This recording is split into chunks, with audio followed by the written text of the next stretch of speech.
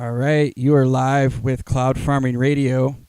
I have the Contaminator here. Say hello, Contaminator. Greetings. All right, you are out in Portland, right? Oregon? TDX, All yes, right. with the trees. So, could you tell me about yourself? Do we have time? Yeah, we have plenty. We have, an hour. It's a very, very complex question. Oh, my, my. Well, I guess to start that I am the Contaminator. I am a leader of 5 group of multimedia ego artists.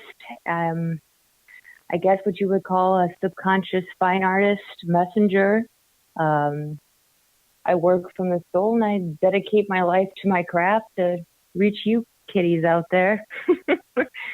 I really like drinking out of tea cups. Is that a good start? Yeah, that's good. That's good. And you have a show coming up, right? Like, what have you been Oh, doing? Like, you're doing the show. I know that that's coming up in June, right?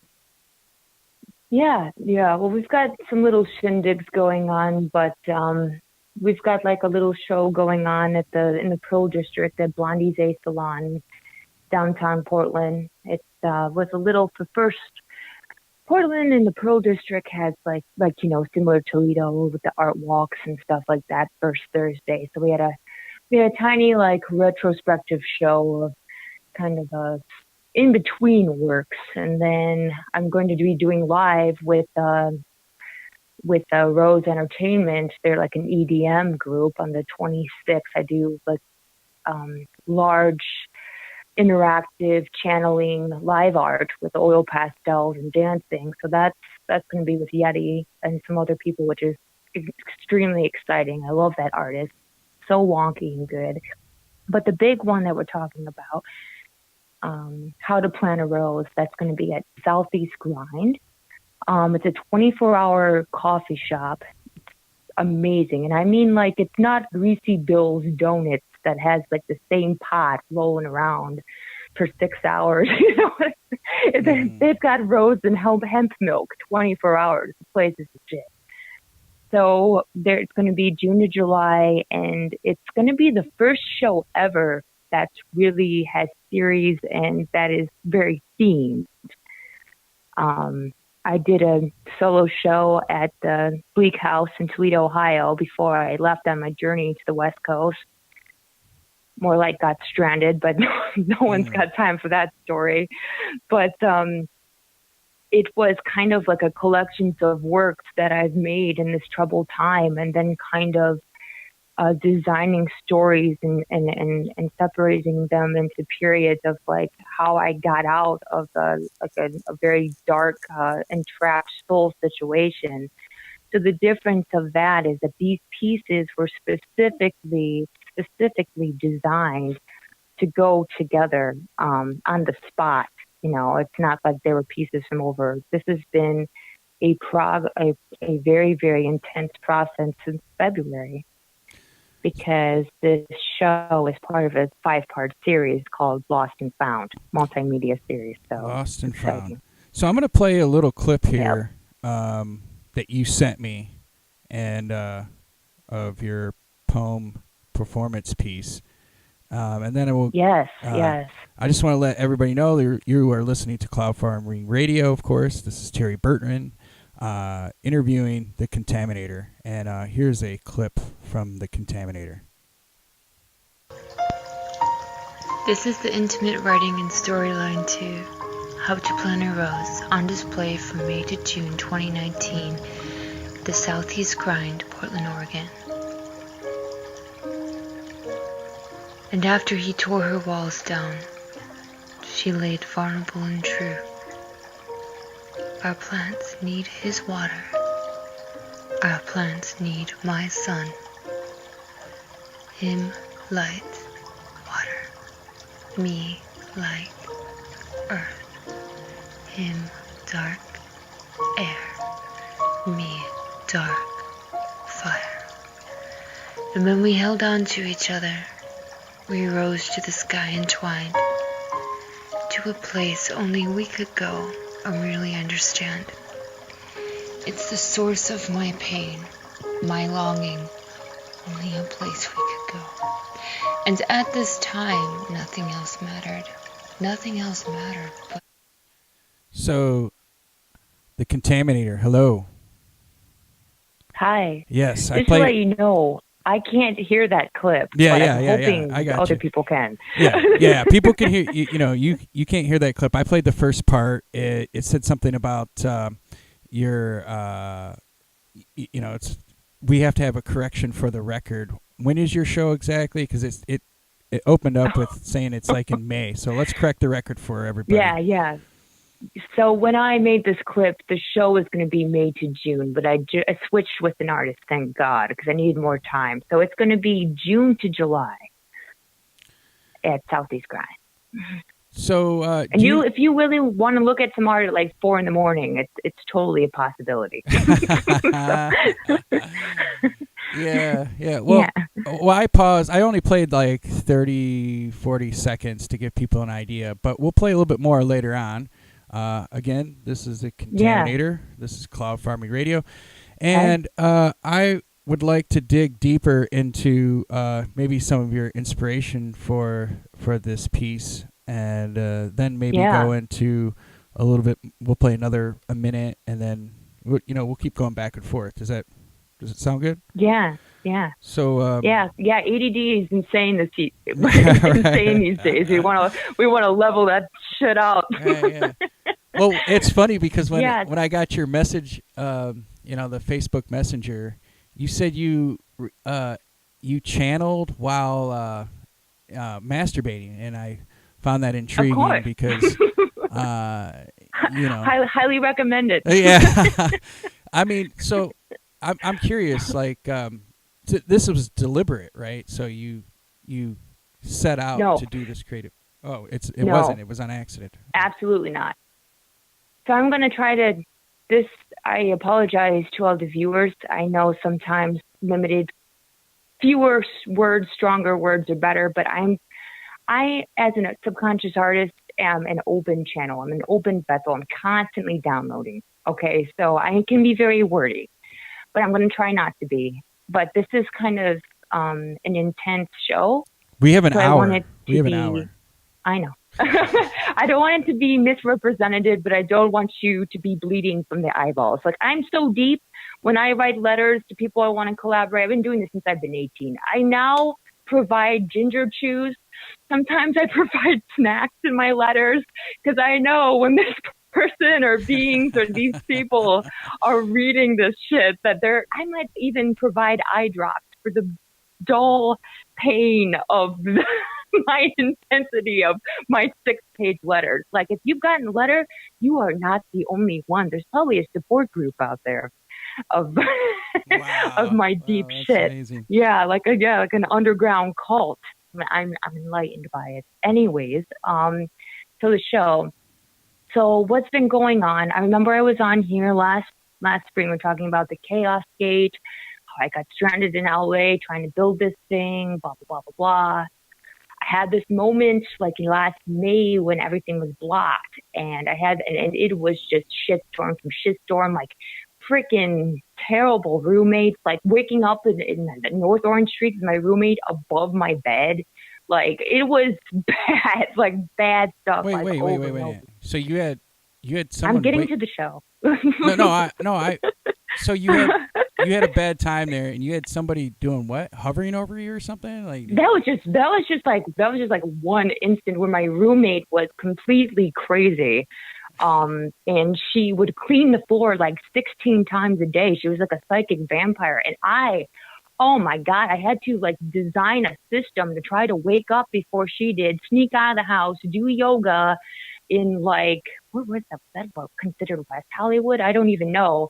And oh my God, it was intense. Oh, and she would just drill and listen to Russian politics all day and smoke cigarettes and just drain the life out of me and beg me not to go out dressed the way I was, because people all in the neighborhood were talking about me, and they were embarrassed by me. But yet I'd walk outside, I get 6 compliments right So when I why got were out the people door. embarrassed Ma'am, by I you? know fashion. She's not. She's just, she wanted energy. So it was bad. It was like one super, super tiny fragment of all the stuff going on. You know, like my most beautiful pieces I've ever made, 2 9.5 footers being stolen. Just so many. It was like I had nothing left. I was laying on the floor. I was sleeping on the floor at the place I was at. I was exhausted. It was over 100 degrees. I no air. You know, I had nothing left. All my money was going to getting into places to try and create some art so I can like get known and get to the next level so I could survive. And I just looked at the universe. I had this moment of worth when this beautiful singer, Beck Pete, I saw her at Egger Park Rising. She was singing a song called Worth. And I realized, I'm dedicating my life to this project, and I'm still waiting on the people that I'm contacting, multiple people, and I'm not getting what I'm putting in back. There's a moment when you have to realize your worth. And I said, universe, if you want me to help, you help me. I cannot do this anymore. And I was looking for a roommate. I had to be out by September. I've been looking for a new roommate since June, and it was just not working out. And something told me Portland. I used my empathy skills to feel the location. And I put an emergency. I didn't tell anybody about it because LA, like Toledo's a vortex. We'll leave a vortex. You don't tell anybody. You just get out. The vortex, yeah. The swamp. Yeah, man. Swampy. The ancient swamp. Right. Dude, one time I was walking downtown Toledo, and some guy was walking around with bare feet holding like a staff, like a huge necklace. And I'm like, holy damn, man, this place attracts.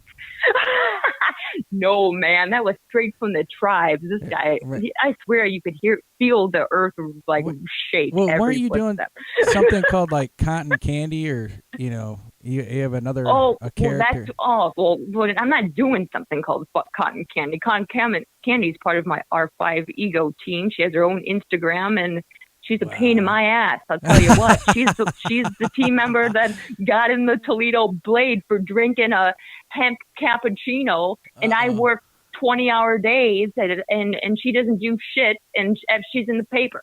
All she has to do is go around and walk around, and everyone's kissing her ass, and I'm out there busting my nuts, and then the people are freaked out by me. I see how it is, guys. So how many? We are totally not on like the original question, but it is what it is. What were you saying? Well, I mean, I guess what was the original question? It was. We should probably get back to that, and okay. I will tighten it up. Oh yeah. Long story short. We were talking about the masturbation, inspiration of masturbation. Well, yeah, how the show came to be. Yeah. So I had this moment of worth. I left Portland. I left LA, ended up in Portland, and amongst all this journey to build this installation project, the Chaos Gate and all that, there's kind of like an entwining, like a twin soul situation about a premonition I had since 17. Actually, Kimmy knows about this premonition because I came to her about it when I was 17 years old to find information about it. So we have a witness, kind of. Nice. Anyways, shit in the last 2 years got real, and I was in Portland, and I actually came face to face with this individual a couple of times. And it was not good. I was very naive, and I thought everything was going to be like the dream that I had. But, you don't think of all the time that's gone by. People have their own lives. People have, you're stuck in this state, and it's a frequency. So the difference between, this has to do with the show, the difference between a twin soul and soulmates, can be friends, family members, reincarnations, having a good time. But twin souls can be an absolute hellish experience if you are not on the same frequency. If you are not ready for each other, they're shadows, and everything about yourself that you hate will be right in front of your face for them, from them.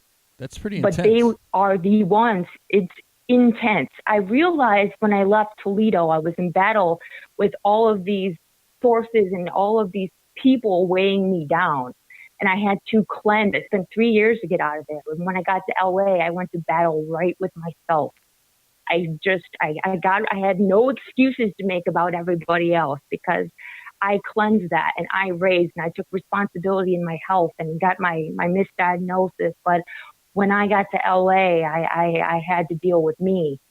And when I found that worth, that I grew. And so that situation was intense, but I also have to thank that individual because I would have probably never ended up independent on the West Coast, even though tons of awkward situations, they made me into the woman and independent than I always needed to be. And sometimes you have to be thrown to the wolves to realize how strong you are. You know what I mean? So it came to a situation in about maybe January, February, when now that I know this person, I like to check to see if they're okay. There's a connection that I can't even describe. And I saw something that I didn't like that hurt me. And I took responsibility. And like, if I can't deal with the reality of this situation, that I can't do anything about it. And I got myself online. Like, I have to step away from this and protect myself because I can't be mad at them because it's, it's nothing that they're doing wrong. It's me that can't handle the truth of our situation. So I was heartbroken and it seemed like every time I was doing well, I set myself up for disaster. I'm like, I got my own life. I'm going to do me now. So I just got off the internet completely. And, I work so much that masturbation has just become like, I'm like a dude, I'm like, I gotta rub one off so I can get on with my day. But I decided to have, you know what I mean? Like, I'm the dude at the grocery store getting the avocado and the single thing of like almond milk and a bag of chips. Wow. And like the vegan frat. And then I like, no, I do cook just this. So I'm going to play a little bit more of your, okay, and then I'll continue, and we're almost there. But let's play a little more. Well, we have a little bit of time here. I'm going to play probably a minute, and this is the Contaminator. So what your show is June. What is it? June. Can you kind of plug that? It's June to July. June to July. Location. Southeast Grind, Portland, Oregon. Southeast Grind, Portland, Oregon. What time? Where can they find you? You're on Instagram, Facebook. Yes. Instagram, the Contaminator, and I'll put a fresh graphic with all our social media and all the alter egos if you're extremely bored and want to get to know all of us. But it's about me for once, though. So here is I'm going to play another minute of this clip.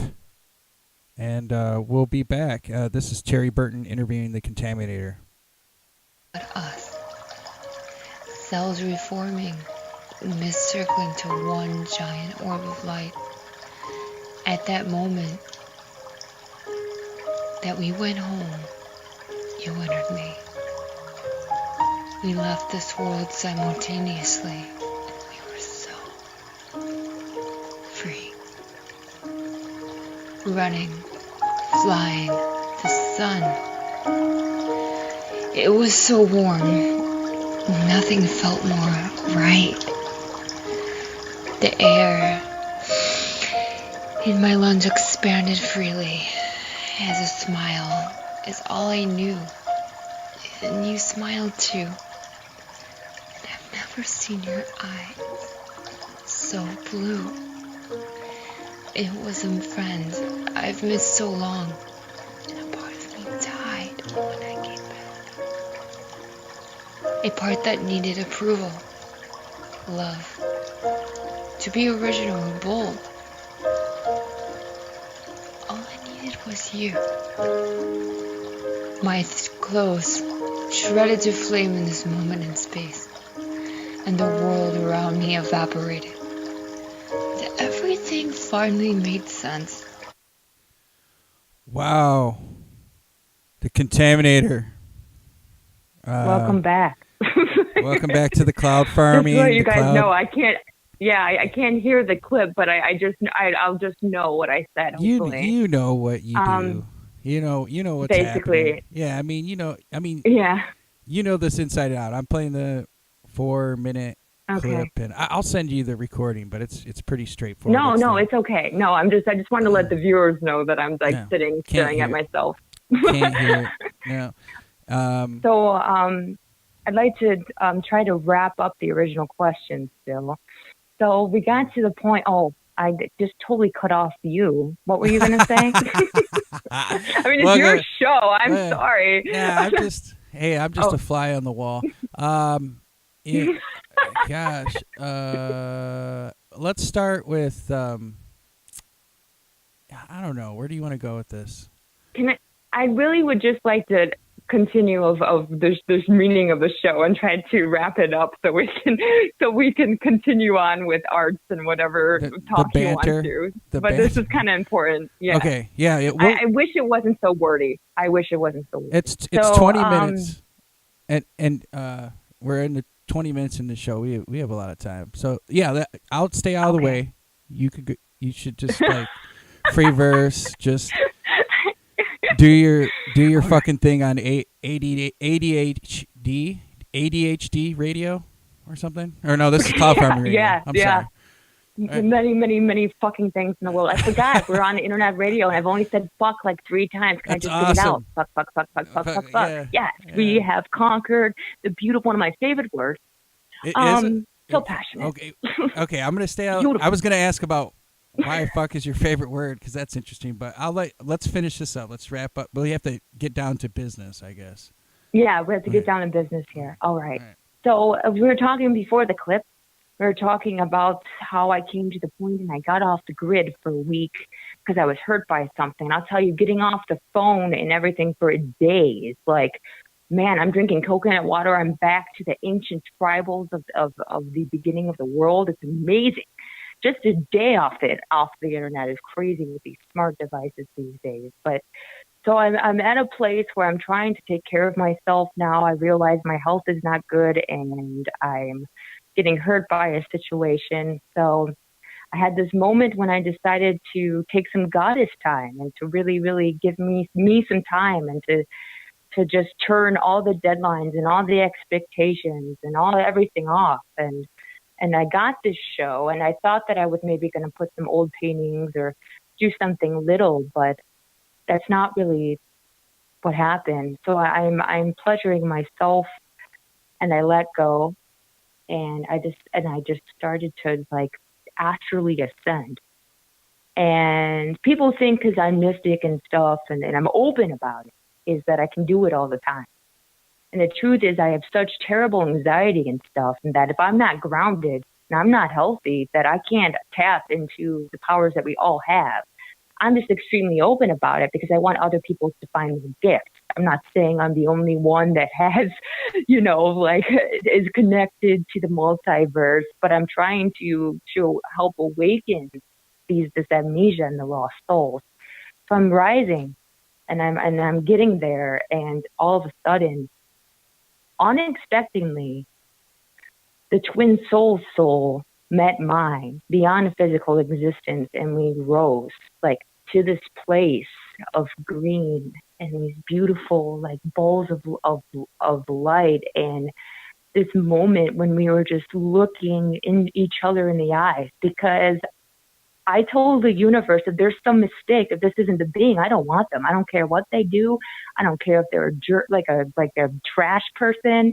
This is beyond that. Like twin soul is ultimate love. This person came to me, and I have been looking for them, and I don't want anything but them. Now, every time I think it's a mistake, I get led right back to this being. But when we left this physical existence, like all the anxiety I felt about my career and my purpose and this responsibility I have to reach these souls with this chaos state and trying to make up 15 years lost on a misdiagnosis, like all of that was gone. I could breathe. And all I could see and all I could feel and was my beating fucking heart and this peace with this individual. Like I saw everything about them and nothing at the same time. It was so powerful and nothing mattered.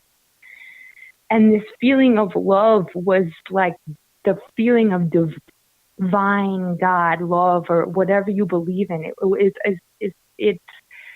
It's just, I wanted nothing more than to feel this for the rest of my existence because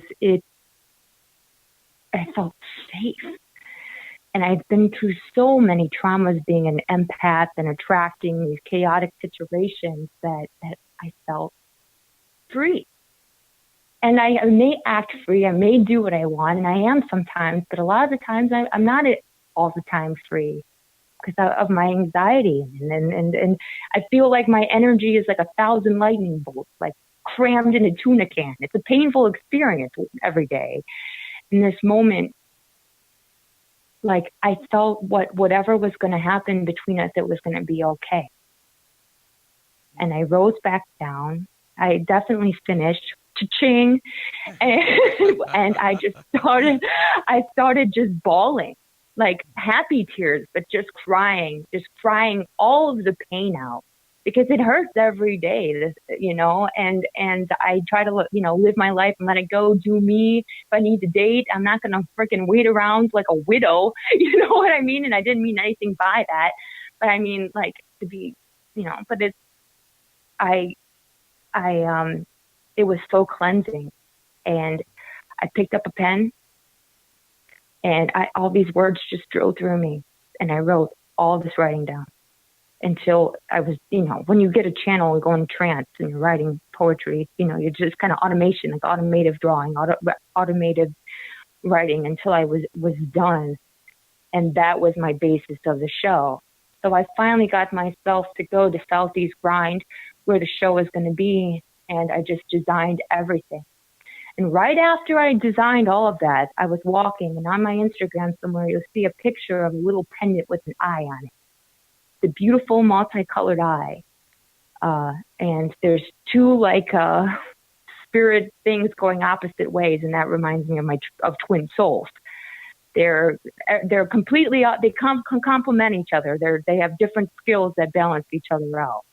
They're different, but they work. And I felt like this was the entire reason why I was in Portland, was a chance to find love. Because I found out that, I'm being on all those pills and stuff, and, I was always coming to be infatuated, but I couldn't love anybody because I didn't love myself. How are you supposed to know who you are when you're on 16 pills a day? Whoa, with a disease you don't pills? even have? You were on 16 Yeah, I'm now pills? straight edge. Yes. 15 years on and off, all these, starting at 11. Do you know what that does to the brain? So that's why I'm straight edge. I don't take that for granted. That's crazy. That's rare. Very rare for that what? Someone goes. 15 pills for what? Oh, it was mixed bipolar. And I was being treated for a genetic disorder when I should have been treated for PTSD and trauma.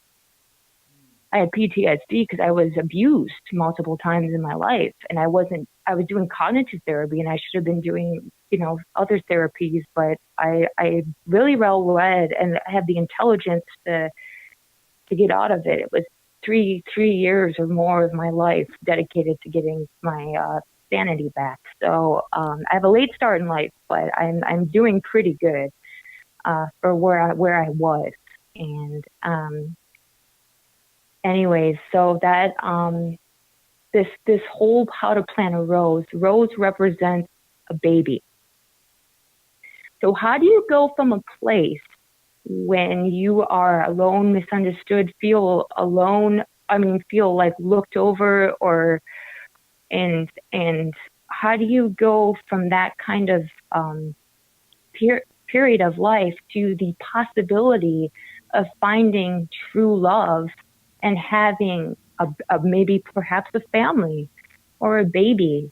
You know, I always wanted to have a little girl, and I kind of threw that away because I'm like, oh, I have to do my art. I'm never going to have time. And a very spiritual experience that led me to this individual, this being was like, you want to have a kid, and I know it. It's like, she's like, stop trying to deny it. Your hand is on your stomach right now. Why do you think you can't have that? She's like, you do have it, and it's already there.